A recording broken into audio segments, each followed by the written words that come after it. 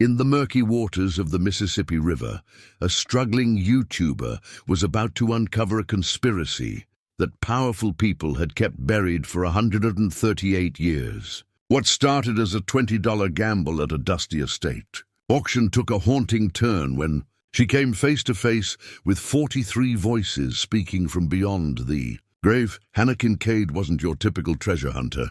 For years, she had spent her life documenting forgotten Americana for her modest channel, Rust and Remnants, known for diving into history that everyone else had abandoned. Haunted by an archaeology scandal that destroyed her academic career, she was desperate to prove she could uncover something meaningful when she descended into the wreck of the Magnolia Star and discovered glass jars filled with letters written. In the final hours before the ship went down, she had no idea she was pulling at a thread that would unravel generations of lies. Hannah made a choice that would lead to death threats, break-ins, and a confrontation with one of Louisiana's most powerful families, all because 43 passengers had trusted the river to keep their truth until someone brave enough would listen. What began as a curiosity for a failing YouTube channel would become the largest historical restitution case in Louisiana history. The Mississippi River and everyone who lived along its banks would never be the same after the truth rose from 30 feet of mud and silence, carried on the current of one woman's refusal to let the dead stay forgotten. Before we jump back in, tell us where you're tuning in from. And if this story touches you, make sure you're subscribed, because tomorrow I've saved something extra special for you. She bought a sunken riverboat for $20, then discovered something that would make her question everything she thought she knew about the river. The auction house smelled like mildew and old paper, boxes stacked against every wall, their contents spilling out like the belongings of people who had run out of time to sort through their own lives. Hannah Kincaid held her phone steady, filming the crowd of maybe 15 people scattered across folding chairs. Her YouTube channel, Rust and Remnants, had 847 subscribers. Most of them probably stumbled onto her videos by accident. The auctioneer, a thin man with reading glasses hanging from a chain, worked through estate lots with the enthusiasm of someone reading a phone book. Lot 47, assorted farming equipment. Lot 48, collection of vintage bottles. Lot 49, salvaging rights to the wreck of the Magnolia Star, Riverboat circa 1880, located approximately 3 miles north of the Baton Rouge harbor. Hannah's hand shot up before her brain caught up with the decision. The auctioneer blinked at her through his glasses. "You're bidding on a sunken boat, miss. Not the boat itself, just the rights to whatever you can pull out of the mud. Could be nothing down there but silt and catfish bones." $20, Hannah said. The room stayed silent. An older woman in the front row turned to look at her, then shook her head slowly, the way you'd shake your head at someone walking into traffic. "Going once." The auctioneer's voice carried no enthusiasm. "Going twice." He paused, as if giving the universe one last chance to intervene. "Sold," to the young lady with the camera. Hannah paid at the folding table by the door, her $20 bill joining a stack of faded receipts. The clerk handed her a single sheet of paper with coordinates and a stamped signature. The auctioneer appeared beside her, wiping his glasses on his shirt. "You know why nobody else bid on that wreck?" His voice was quieter now, meant just for her. Hannah looked up from the paper. "Because it's probably empty? Because folks around here have long memories. The Magnolia Star went down in 1887. Passengers drowned, most of them never recovered. People say you can still hear them on certain nights when the river's high and the current's strong." He put his glasses back on. "They say the river keeps what belongs to it." Hannah smiled the way she always did when people talked about curses and ghosts and things that went bump in the Louisiana night. "I'll be sure to bring a life jacket." Outside, the August heat hit her like stepping into a sauna. She climbed into her truck, filming a quick outro for the video. "So I just bought salvaging rights to a supposedly cursed riverboat for the price of a large pizza. Next week we dive." She paused, then added, "If you never hear from me again, tell my student loans they died with me." But that night, editing the footage in her cramped apartment overlooking the river. Hannah noticed something she'd missed during the auction. In the background of her video, barely visible, an older black man had been watching from the doorway. He hadn't bid on anything, hadn't moved from his spot, but when the Magnolia Star came up for auction, his expression changed. Hannah rewound the footage 3 times, trying to read his face. It wasn't fear exactly. It was recognition. She pulled up her browser and typed in Magnolia Star Riverboat, 1887. The first result was a digitized newspaper clipping from the Baton Rouge Daily Advocate, dated March 14, 1887. Tragedy on the Mississippi. Riverboat sinks. Dozens feared lost. She leaned closer to the screen, reading words that had been printed 138 years ago. The steamboat Magnolia Star, founded late Tuesday evening, approximately 3 miles north of Baton Rouge Harbor. Witnesses report the vessel listed suddenly to starboard before capsizing in the current. Captain Silas Doran was among those lost. The passenger manifest remains incomplete, though local authorities estimate between 30 and 50 souls were aboard at the time of the incident. Hannah scrolled down. There was a list of confirmed dead, only 12 names. Then a note: additional passengers believed aboard, but not listed in official manifest. Investigation continues. She sat back in her chair. A passenger list with dozens of people missing. A riverboat that sank for no clear reason. And an auction where only one person had been stupid enough or curious enough to buy the salvaging rights. The river outside her window looked black under the streetlights, its surface moving with the slow certainty of something that had been flowing before people had names for it and would keep flowing long after. She could hear it even through the closed window, that low, constant whisper that never quite stopped. Hannah saved the newspaper article to her research folder. Then she started making a list of equipment she'd need. Underwater camera, dive weights, waterproof cases, a friend dumb enough to help her. The river could keep its ghosts. Hannah was going down there for history. The water was the color of coffee mixed with mud, and visibility dropped to 0 about 6 inches below the surface. Rico checked Hannah's air tank one more time, his thick fingers moving over the equipment with practiced efficiency. You sure about this? Last time somebody went poking around that part of the river, they found a shopping cart and a very angry snapping turtle. Hannah adjusted her mask. That's why you're staying in the boat. If I don't surface in 45 minutes, call someone official and tell them I died doing what I loved. Being an idiot. Rico didn't laugh. He handed her the underwater camera, sealed in its waterproof housing. The current's running about 3 knots today. You get pulled downstream, I might not be able to get the boat to you in time, then I won't get pulled downstream. She sat on the edge of the boat, letting her fins dangle in the water. The Mississippi stretched out in both directions, wide and brown and ancient. Somewhere below, buried in silt and time, the Magnolia Star waited. According to her coordinates and the sonar readings Rico had helped her take yesterday, the wreck sat about 30 feet down. Its hull partially collapsed but still intact. Hannah checked her regulator one last time, then rolled backward into the river.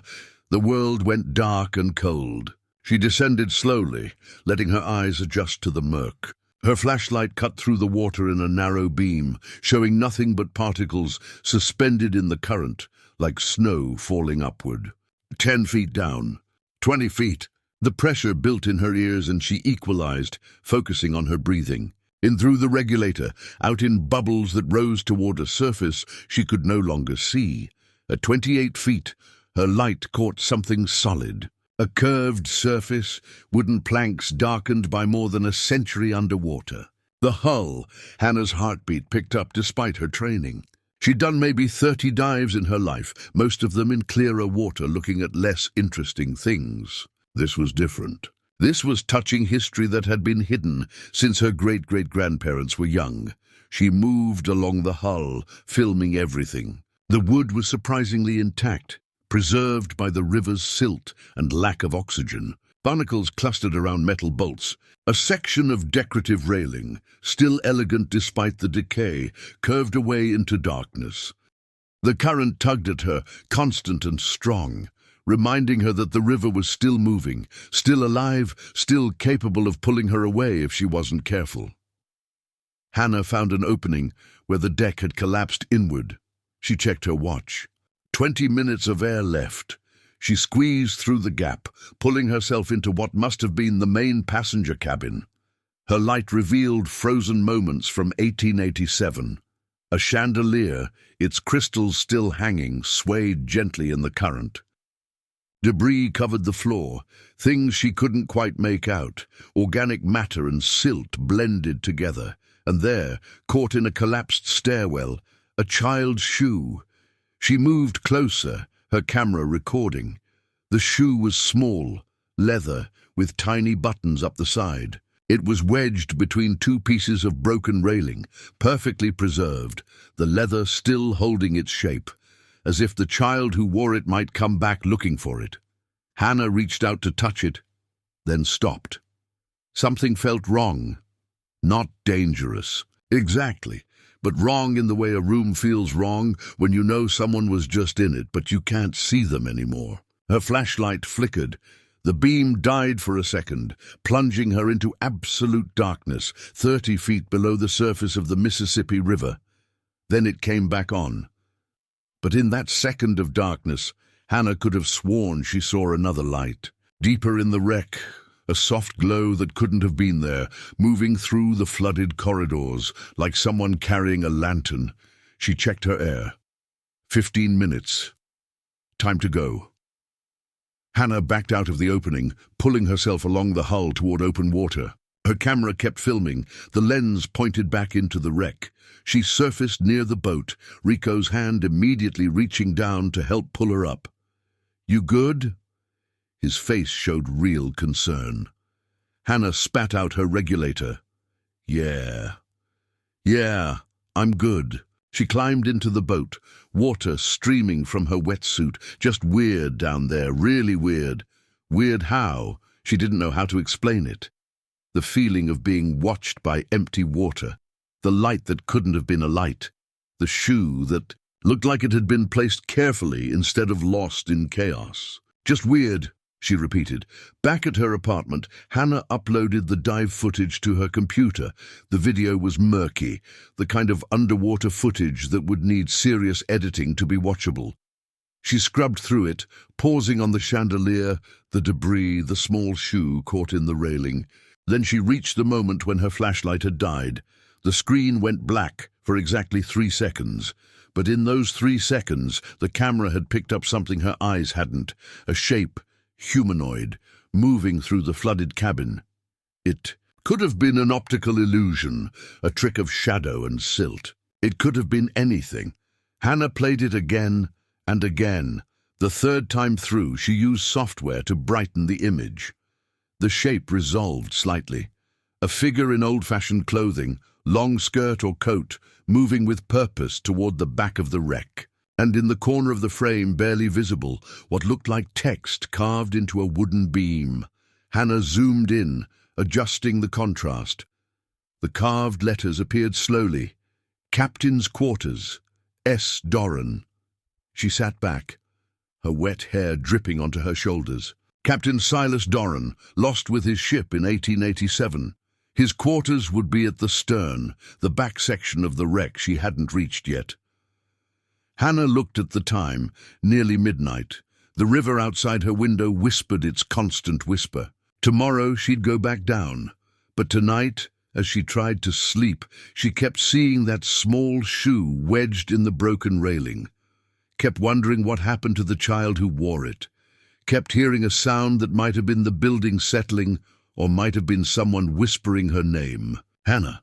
The 2nd dive started badly. Rico couldn't make it. A family emergency, he'd texted at 6 in the morning. "You shouldn't go alone. Wait until I can come with you." But Hannah was already at the river, her truck loaded with equipment, watching. The sunrise turned the water from black to brown to gold. She'd done solo dives before. Not in the Mississippi, not in zero visibility, but she'd done them. And the memory of that carved text, Captain's Quarters, pulled at her like the current itself. She suited up alone, checking and double-checking every piece of equipment. The river was calmer today, the surface almost glassy in the early morning stillness, a good sign or a bad one, depending on whether you believed rivers had moods. Hannah entered the water and descended into the familiar darkness. She found the wreck easier this time, her light catching the hull almost immediately. The collapsed opening gaped like a mouth. She pulled herself through and oriented herself in the main cabin.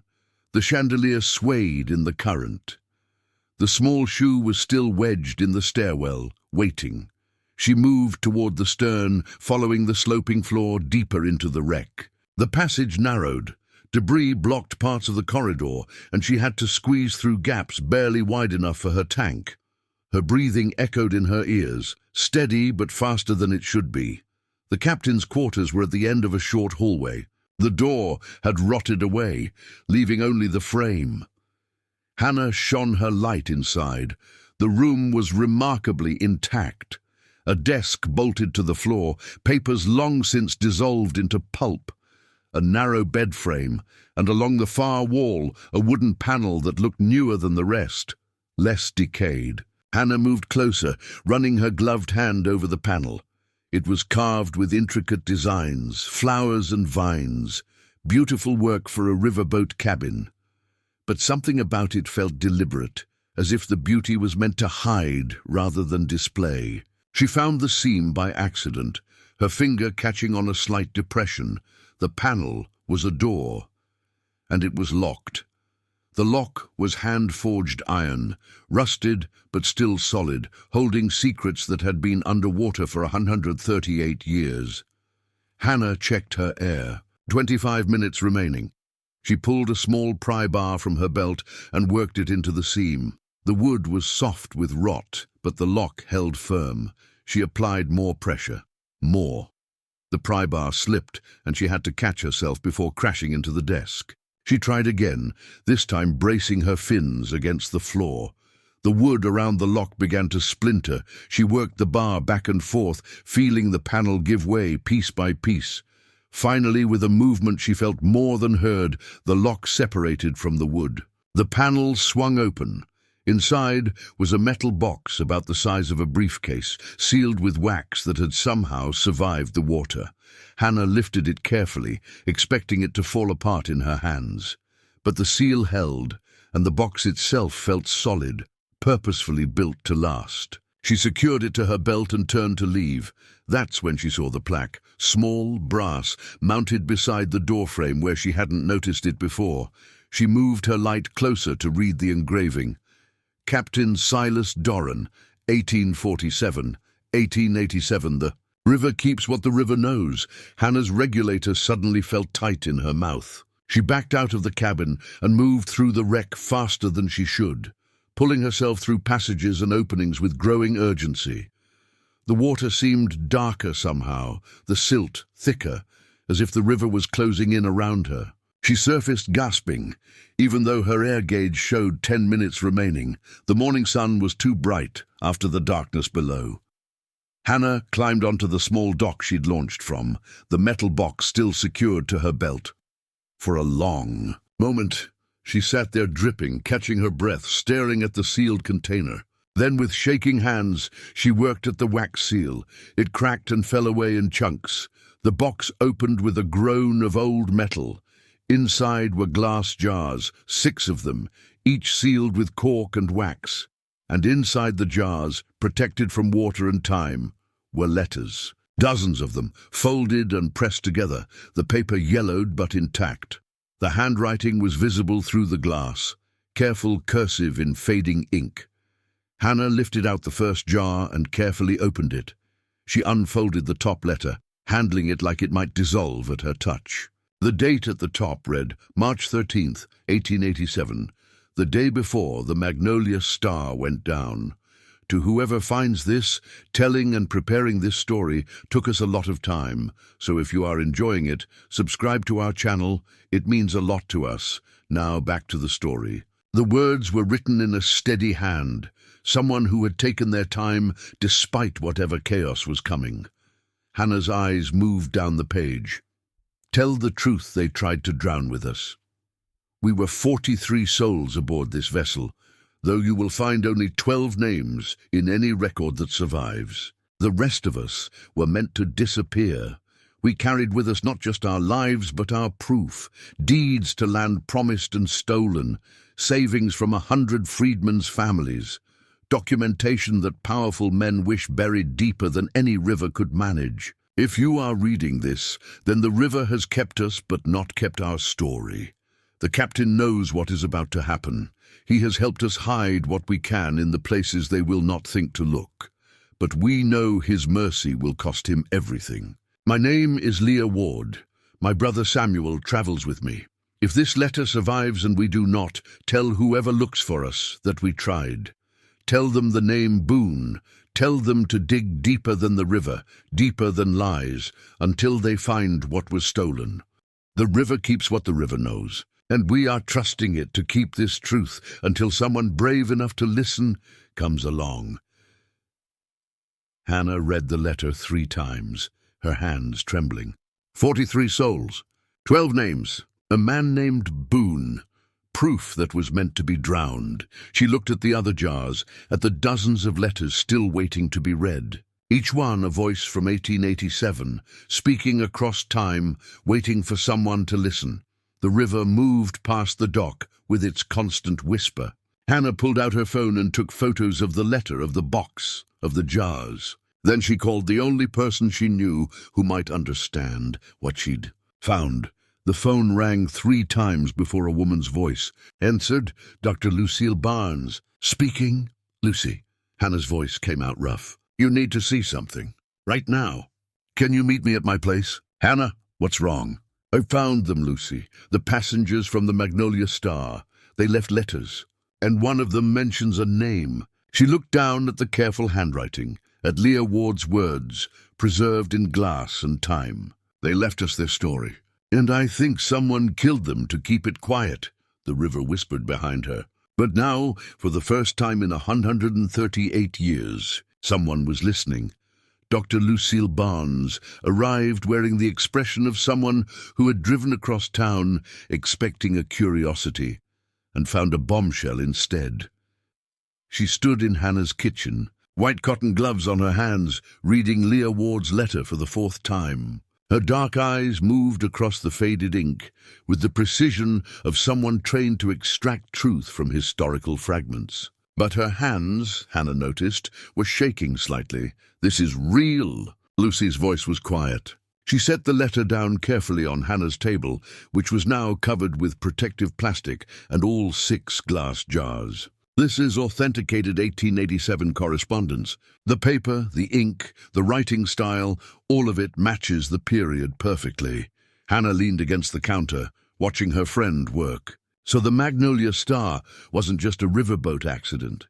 Lucy opened the 2nd jar with the same careful reverence she'd shown the first. She unfolded another letter, then another, laying them out in chronological order. Some were addressed to family members, others to lawyers or officials who were never meant to receive them. Each one told part of a story that had been buried for 138 years. Then Lucy opened the 4th jar and stopped breathing. Hannah moved closer. What is it?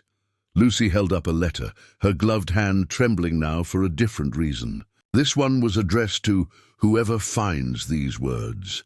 The handwriting was less careful than Leah's, more rushed, as if written in poor light or in a hurry. My name is Samuel Ward, the letter began. My sister Leah is braver than I am. She insisted we write these letters, hide these documents, trust that someday the truth would surface. I am less certain, but I know this. We carry with us the savings of 40 families, deeds to land promised after the war, purchased with money earned through years of labor.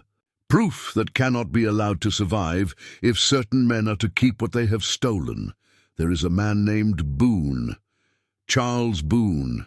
He owns the plantation where many of us once worked. He owes debts to freedmen he refuses to acknowledge. The land deeds we carry would prove his property was purchased with money he never repaid. If these documents reach Baton Rouge, his empire collapses. The captain has been paid to ensure this boat never arrives. But Captain Doran has a conscience, even if it comes too late. He has shown us where to hide what we can. Ledgers in the cargo hold, personal effects in false compartments. These letters in his own quarters, where no one will think to search. If we die, know that we did not die by accident. We were murdered by greed, wearing the mask of respectability. Lucy set the letter down. Her voice came out barely above a whisper. Samuel Ward is my great-great-grandfather. Hannah felt the room shift slightly, as if the floor had tilted. You never mentioned him, because I never knew his story. Lucy's eyes were bright with something between anger and grief. Family history says he died young, traveling north. No details, no grave, just gone. She gestured at the letter. Now I know why. He was murdered for carrying deeds that would have secured land for 40 families. They spent the next 3 hours cataloguing every letter. The handwriting changed from person to person, but the story remained consistent. Passengers boarding in New Orleans, carrying a combined fortune in savings and legal documents. Captain Doran receiving payment to scuttle the ship. The passengers realizing what was about to happen and frantically hiding evidence before the boat went down, and in letter after letter the same name appeared. Charles Boone. Hannah pulled up her laptop and searched for the name. She found a historical society website with a family tree. Charles Boone, 1839-1904, plantation owner and businessman. Married twice, 5 children. Large estate maintained through the early 1900s before being sold off in pieces during the Depression. She clicked through to the modern descendants section. The website was incomplete, but one name stood out. Elias Boone, current CEO of Boone Development Corporation, a company funding major riverfront revitalization projects throughout Louisiana. Lucy read over her shoulder. That's him, the man who's been buying up property along the river for the past 5 years. Hannah pulled up another browser tab and searched for Elias Boone.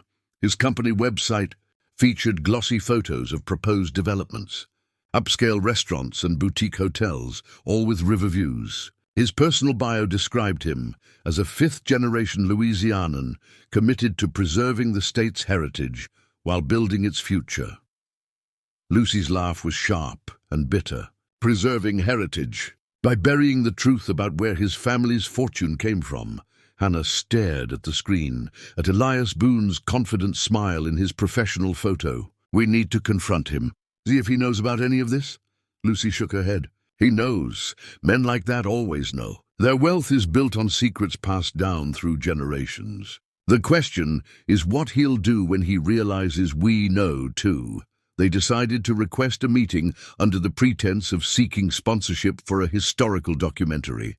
Hannah sent an email through his company's website, mentioning the Magnolia Star and potential promotional opportunities. The response came back within an hour.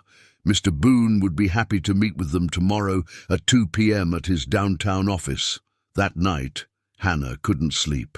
She lay in bed, listening to the river, wondering about the 43 passengers who had written their last words and sealed them in glass, trusting that someday someone would care enough to listen. Elias Boone's office occupied the top floor of a building that offered panoramic views of the Mississippi. Through the floor-to-ceiling windows, the river looked almost beautiful from up here, almost peaceful, like something that had never drowned anyone.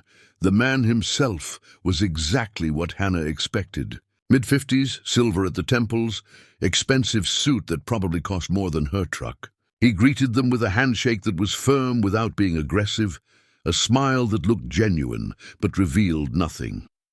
Ms. Kincaid, Dr. Barnes, please sit. He gestured to leather chairs arranged around a glass coffee table. I understand you're working on a historical project involving the Magnolia Star.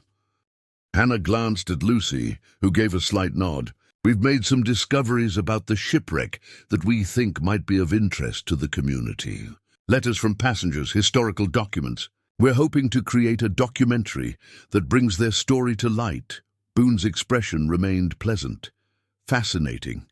The Magnolia Star is a tragic piece of our local history. What kind of sponsorship are you looking for?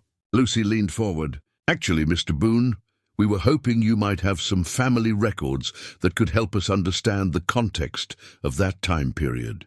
Your ancestor Charles Boone was a prominent figure in 1887. Something flickered across Boone's face, just for a moment. Then the pleasant mask returned. I'm afraid most of our family papers were lost in a fire in the 1920s.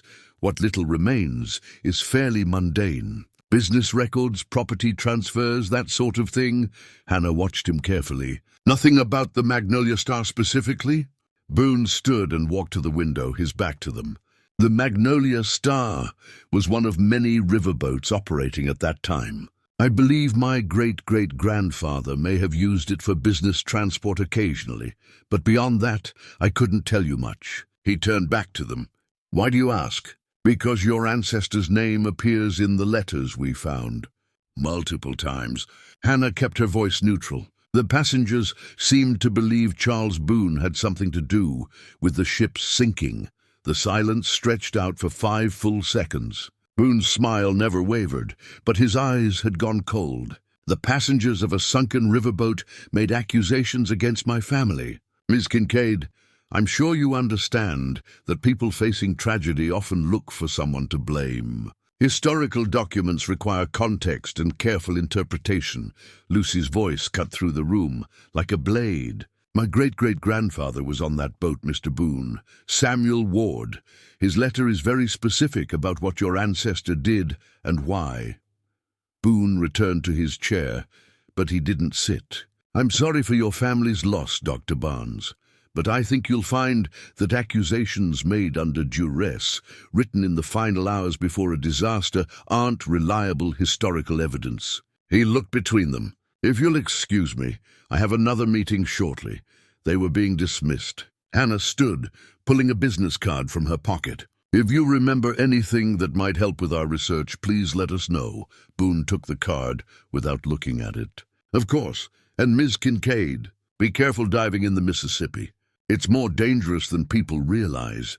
Outside, in the elevator descending back to street level, Lucy gripped Hannah's arm. Did you hear that? The threat in his voice? Hannah nodded. He knows exactly what happened to the Magnolia Star, and he's scared of what we might find. As they walked to Hannah's truck, a young woman in business attire approached them. She glanced around nervously, then pressed something into Hannah's hand before walking quickly away. Hannah looked down. It was a business card for a local law firm, but written on the back in hurried handwriting were 2 words. Stop digging. Hannah's storage shed had been broken into with the kind of efficiency that suggested professionals rather than opportunists. The lock was picked, not smashed. Inside, her dive equipment was untouched, but the box where she'd stored her backup footage was empty. The external hard drive with all her dive videos, the copies of the letters she'd photographed, the notes she'd been compiling, all gone. They left the metal box from the riverboat. Either they didn't find it or they didn't recognize it. Hannah kept her voice steady, but her hands were clenched into fists. Lucy stood beside her in the ransacked shed. We should call the police and tell them what? That someone stole evidence related to a 138-year-old murder. They'll think we're crazy. Hannah kicked at an empty crate. Besides, this wasn't random. This was Boone's people or whoever he hired. What do we do now? Hannah looked toward the river, visible between buildings in the fading evening light. We go back to the source. There's more down there. The captain's logbook. Leah mentioned cargo holds with ledgers. We've barely scratched the surface. It's too dangerous, Hannah. If they're willing to break into your shed, what else are they willing to do? But Hannah was already walking back to her truck. She'd hidden 1 letter inside her journal. The one from Samuel Ward, the one that connected Lucy's family directly to the conspiracy. It was the only original document they had left. That night, Hannah went to the river alone. She knew it was stupid. She knew Rico would be furious when he found out. But she also knew that every hour they waited was an hour Boone could use to ensure whatever was left in that wreck stayed buried forever. The moon was nearly full, turning the Mississippi's surface into rippled silver. Hannah suited up by the light of her truck's headlamps, checking her equipment 3 times. She had about an hour before Lucy would realize she'd left. An hour to find whatever Captain Doran had left behind. The water was warmer at night, which made it more unsettling somehow. Hannah descended into darkness, her flashlight cutting through the murk. She found the wreck by memory, entering through the same collapsed section she'd used before. But this time, she went deeper, past the main cabin, past the captain's quarters, toward the stern, where the cargo holds would be. The passage narrowed until she was pulling herself through gaps barely wider than her shoulders. Her air supply seemed loud in the confined space, each breath a reminder that she was 30 feet underwater. Alone in the dark, she found the cargo hold by accident, her light catching a doorway she'd missed on previous dives. The room beyond was larger than she expected, the ceiling low and crossed with support beams. And bolted to the floor, partially buried in silt, was a large iron strongbox. Hannah worked quickly, using her dive knife to clear away silt. The box was locked, but the wood around it had rotted enough that she could pry up one corner. Inside was a leather-wrapped bundle sealed with wax, just like the captain's letters. She pulled it free and secured it to her belt. Then she saw the glint of glass. Higher up, wedged between two support beams, was another sealed jar, and behind it what looked like a book bound in oiled leather, the captain's logbook. Hannah reached for it, her fingers just brushing the leather when her flashlight died. Not flickered this time, died completely, plunging her into darkness so absolute she could feel it pressing against her mask. She fumbled for her backup light, her heart hammering. The backup clicked on, and in that first moment of restored light, Hannah saw him. Captain Silas Doran stood at the entrance to the cargo hold, water flowing through him, his 19th-century uniform somehow visible despite the murk. His mouth moved, forming words Hannah couldn't hear through her regulator. "Tell them." Then he was gone, and Hannah was alone in the cargo hold, with her racing heart and the logbook clutched in her trembling hands. She surfaced fast, too fast, her training forgotten in panic. When she broke through to air, gasping, she saw headlights on the shore. A vehicle parked beside her truck, and standing on the dock, silhouetted against the lights, was a figure in a sheriff's deputy uniform. Deputy Randall Poe was a big man, with the kind of weathered face that came from years of working outdoors before taking a job that kept him in a patrol car. He watched Hannah climb onto the dock, water streaming from her wetsuit, and his expression was somewhere between concerned and professionally suspicious.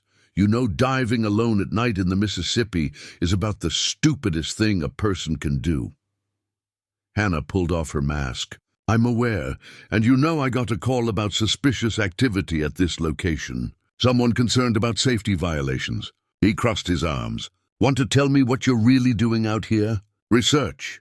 Hannah started unzipping her wetsuit. "I bought salvaging rights to a wreck. Everything's legal. Legal doesn't mean smart." Poe's eyes moved to the leather-wrapped bundle and the jar secured to her belt. "What did you find down there?" Hannah hesitated. In her limited experience with law enforcement, honesty had been a mixed bag. But something about Poe's tone suggested he was asking out of curiosity, not official capacity. Letters, historical documents, evidence that the Magnolia Star wasn't an accident. Poe was quiet for a long moment. Then he said, "My great-great-grandfather was one of the deputies who investigated that wreck. Ruled it an accident. Boat overloaded, poor weather conditions, tragic but unavoidable. And was it?" Poe looked out at the river. "I've wondered that myself. Found some of his personal papers when my grandmother died. He wrote in them that the investigation was closed too quickly, that there were questions nobody wanted answered." He looked back at Hannah. "When I heard the name Magnolia Star come across the scanner tonight, I volunteered to respond." Hannah studied his face. "You're here to help or to warn me off?" "Depends on what you found." She made a decision, pulled the leather bundle from her belt, and unwrapped it carefully. Inside were folded documents, yellowed but legible. Property deeds, signed and notarized, and a ledger showing debts owed by Charles Boone to multiple freedmen families, dating from 1865 to 1887. Poe let out a low whistle. "This is what they were carrying? This and more. Personal savings. Legal documents proving land ownership. Everything that would have dismantled the Boone fortune if it had reached Baton Rouge, and your break-in tonight. Poe's voice was careful. That wasn't random either, was it? Hannah shook her head. Someone doesn't want this story told. Someone with enough money to make problems disappear. Poe pulled out his phone and made a call. Yeah, it's Poe. That suspicious activity at the river? False alarm. Some YouTuber filming B-roll. He listened for a moment. No, everything's fine. I'll file the report in the morning. He hung up and looked at Hannah. You've got maybe 12 hours before Boone realizes I'm not going to run you off. What do you need? Access to county archives. Your great-great-grandfather's investigation records. Anything from 1887 related to the Magnolia Star. Poe considered this. Archives office opens at 8. I know the clerk. She owes me a favor. The next morning, the three of them stood in a basement archive room that smelled like old paper and institutional cleaning products. Lucy had arrived at Hannah's apartment at dawn, furious and relieved in equal measure. Poe had picked them both up in his personal truck, not his patrol vehicle. The clerk, a woman in her 60s named Margaret, pulled out boxes labeled 1887, River Incidents. Inside were brittle file folders, handwritten reports, newspaper clippings mounted on cardboard. Lucy found it first. A leather portfolio containing the original investigation documents. The official report matched what Poe had described. Accidental sinking due to overloading and poor conditions, but clipped to the back of the official report was something else. A handwritten letter on Boone family letterhead, dated 1 week after the disaster. It thanked the investigating deputies for their discretion and enclosed a banknote for services rendered. The investigation was bought, Lucy said quietly. By Charles Boone. Hannah kept searching through the boxes. At the bottom of the second crate she found a map. It showed the section of river where the Magnolia Star went down, with notations in the margins. One caught her attention. Secondary cargo hold, sealed per CB instructions. Location beneath paddle wheel housing. She held up the map. There's another compartment. One they specifically wanted hidden.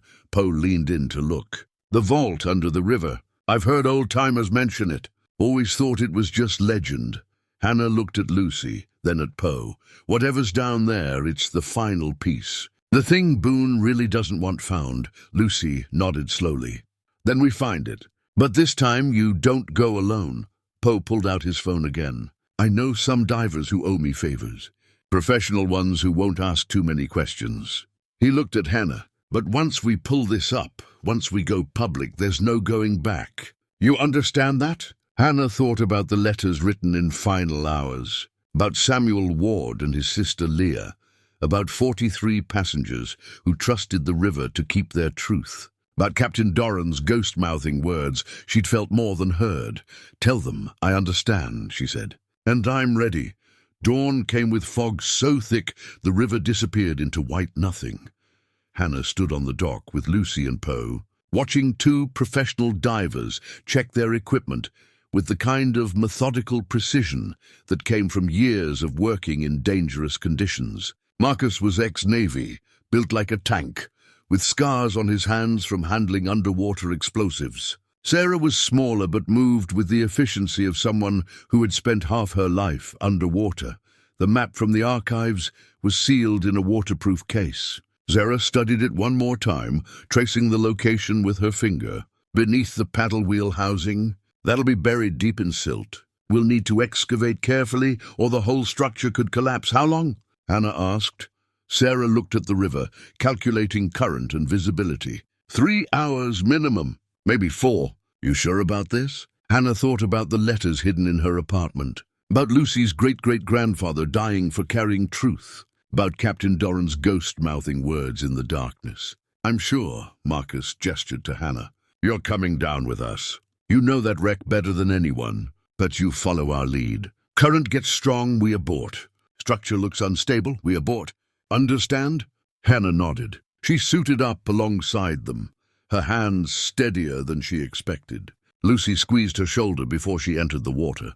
Bring them home. The three of them descended into the fog-dimmed river. The visibility was worse than Hannah's previous dives, maybe 2 feet at most. They followed a guide rope Sarah had rigged on an earlier reconnaissance dive, moving down through layers of brown water until the hull of the Magnolia Star appeared like a ghost ship, materializing from legend. Marcus took the lead, Sarah behind him, Hannah last. They moved along the hull toward the stern, where the massive paddle wheel had once turned, pushing the boat upriver against the Mississippi's eternal flow. The wheel was collapsed now, its wooden paddles broken and buried, but the housing remained partially intact. Sarah signaled for them to stop. She pulled out a small underwater metal detector, sweeping it across the silt-covered floor. After 3 passes, she got a hit. Something large and metal, buried about 4 feet down.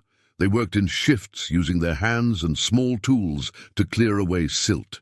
The current wanted to refill what they excavated, turning their work into a battle against the river itself. Hannah's arms ached after 20 minutes. After 40, her muscles burned. But slowly, the shape emerged. An iron door set into the floor of the cargo hold, sealed with a lock that had rusted into a solid mass. Marcus pulled out a small hydraulic cutter. The tool whined even underwater, and Hannah felt the vibration through her bones. The lock resisted, then gave way with a shower of rust particles. Marcus pulled the door open. Inside was a compartment maybe 6 feet by 6 feet, and it was filled with metal boxes. Dozens of them, each about the size of a shoebox, stacked with the precision of someone who knew they were packing history for a long sleep. Sarah opened the first box. Inside were bundled documents sealed in oiled leather, and beneath them gold coins. Real gold, stamped with dates from the 1860s and 70s. Emancipation Trust marks were visible on several. Hannah opened another box. More deeds, these ones showing property transfers, land purchases, contracts signed and witnessed. The accumulated wealth of families who had worked for years to buy their freedom and then their futures. They worked quickly, filming everything, securing boxes to lift bags that Marcus inflated with air from his tank. The bags rose slowly toward the surface, guided by ropes Sarah had rigged. Box after box ascended, carrying evidence that would rewrite Louisiana history. Hannah was securing the last box when her light caught something else. Carved into the wall of the compartment, in letters that looked like they'd been scratched with a knife blade, were names. 43 of them. The passenger list that had never made it into any official record. She filmed it carefully, making sure every name was visible. Leah Ward, Samuel Ward. Names she didn't recognize, but knew represented families still waiting for truth. When they surfaced, Lucy was waiting with tears streaming down her face. She'd been watching the lift bags arrive, seeing the boxes pulled from the water. This is it. This is everything they died protecting. Poe was on his phone, his expression grim. We've got company. Black SUV parked about a quarter-mile downriver. Same one that's been following my truck all morning. Hannah looked toward the shore. Through the thinning fog she could see it. Tinted windows, engine running, watching. They loaded everything into Poe's truck and Lucy's car, working fast, not bothering to be subtle anymore. The evidence was out. The vault was empty. Whatever happened next would happen whether they were careful or not. As they drove away, Hannah looked back at the river. The fog was lifting, and morning sun turned the water to liquid gold. Somewhere down there, the Magnolia Star rested lighter now, its secrets finally carried to shore. The press conference was held in a downtown hotel, arranged so quickly that Elias Boone looked almost unprepared. Almost. He stood behind a podium with 3 lawyers flanking him. His expression somber, his voice weighted with concern. It has come to my attention that Ms. Hannah Kincaid has been conducting unauthorized salvage operations and making spurious claims about my family's history. He paused, letting cameras flash. These claims are based on documents of questionable authenticity removed from a protected historical site without proper permits. A reporter raised her hand. Are you saying the letters are fake? Boone's smile was thin. I'm saying they require proper authentication and context. The chain of custody is unclear. Ms. Kincaid is a YouTuber with a troubled academic past, not a qualified historian. He looked directly into the nearest camera. "I'm calling on the district attorney to investigate these potentially fraudulent claims and illegal salvage activities." Hannah watched the press conference from Lucy's living room, her laptop open, her phone recording. Lucy sat beside her, rigid with anger. "He's trying to destroy your credibility before we can release anything." Hannah's phone buzzed. "A text from Poe. Just got word. DA is opening an investigation. They're coming for the boxes tomorrow." Lucy turned to her. "We can't let them take the evidence. Once it's in official custody, Boone's lawyers will tie it up in court for years." Hannah looked at her laptop, at the files she'd been organizing all morning. Photos of every letter, every deed, every page of Captain Doran's logbook. The underwater footage of the carved names. Deputy Poe's great-great-grandfather's letter admitting the investigation was bought. They can't bury what everyone's already seen. She opened her YouTube channel. Rustin Remnants had 847 subscribers yesterday. Today it had 1224, people drawn by the rumors swirling online. She created a new video titled "The Magnolia Star, 43 Souls the River Kept." The video opened with underwater footage of the wreck, haunting and beautiful. Then Hannah's voice, steady and clear.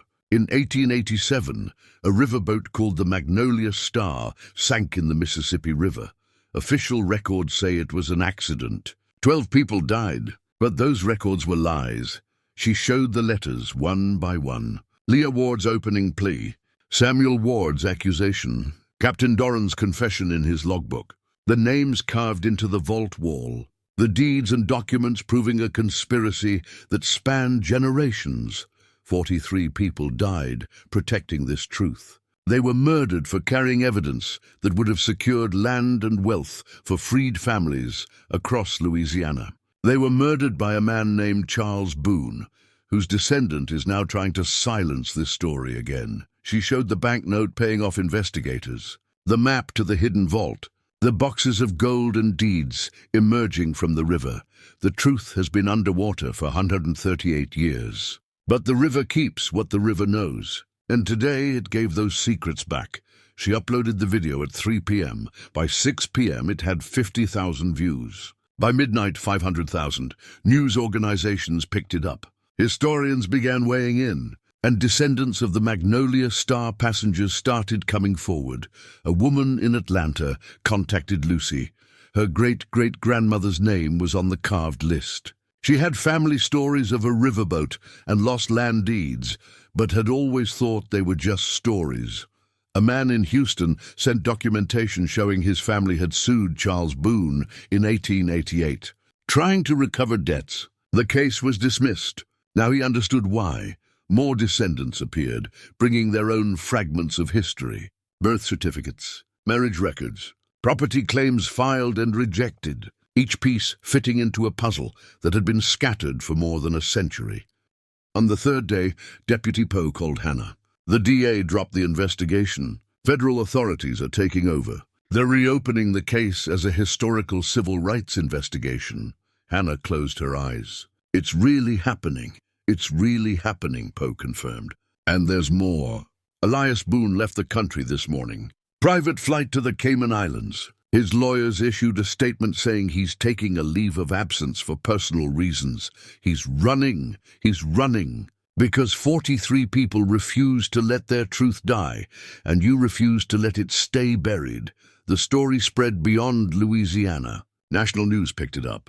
Historians called it one of the most significant finds related to Reconstruction-era injustices. Universities requested access to the documents. The Smithsonian reached out about an exhibit, but for Hannah, sitting in her apartment, watching the river flow past her window, the most important moment came when Lucy called her at 2 a.m. Crying, "They found the land," Lucy said through tears.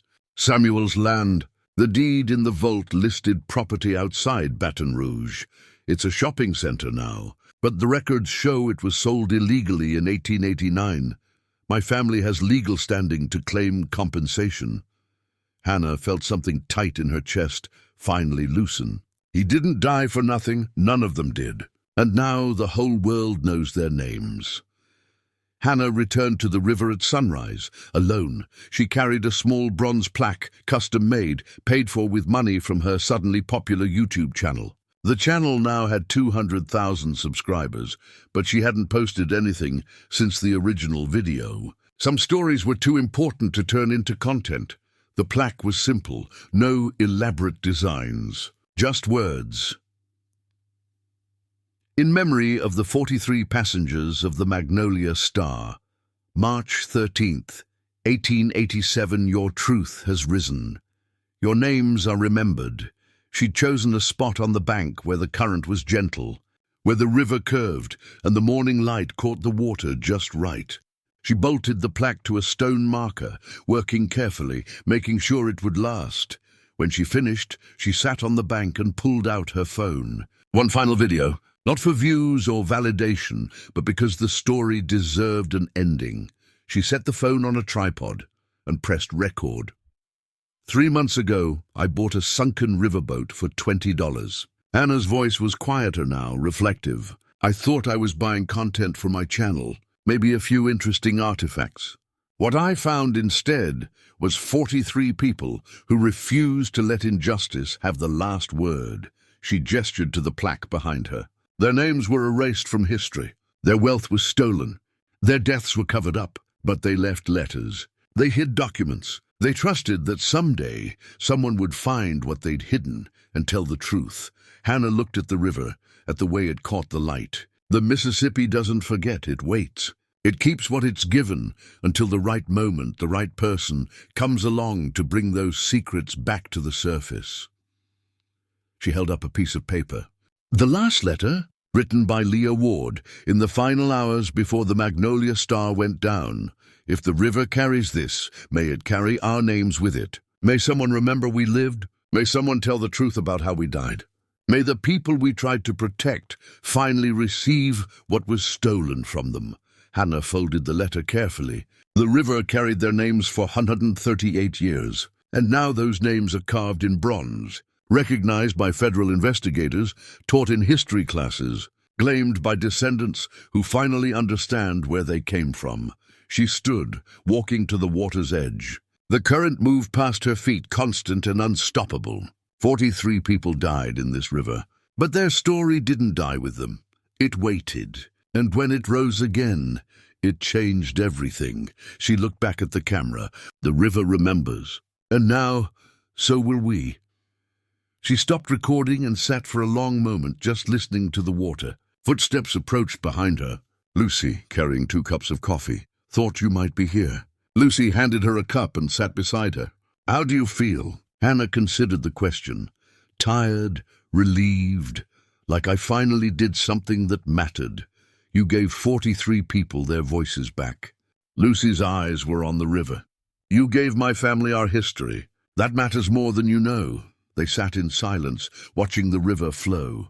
Somewhere upstream, federal investigators were cataloging evidence. Lawyers were filing claims. Historians were rewriting textbooks. But here, at this spot where the Magnolia Star had gone down, there was just the water and the light and the memory of people who had refused to be forgotten.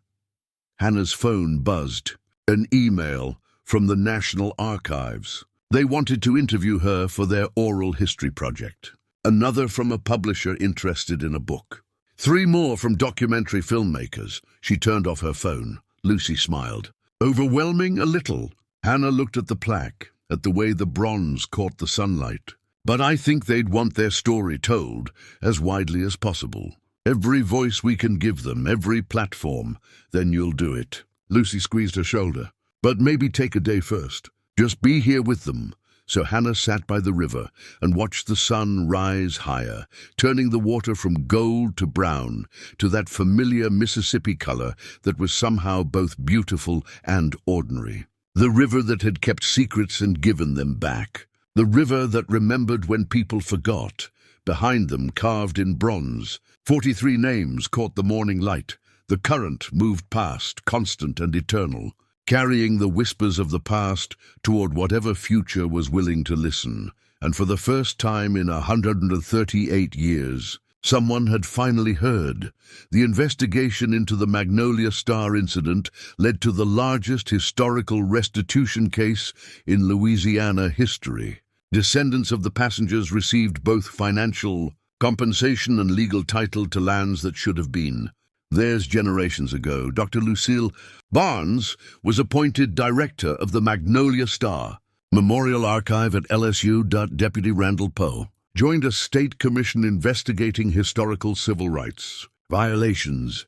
Hannah Kincaid continued diving in the Mississippi, documenting forgotten history. But she never forgot the wreck that changed everything, and the river kept flowing, as it always had, as it always would, keeping what it was given, until someone was ready to listen.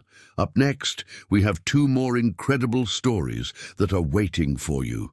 Just click the image you want to watch and it will take you there. If you enjoyed this video, make sure to subscribe. It would mean a lot.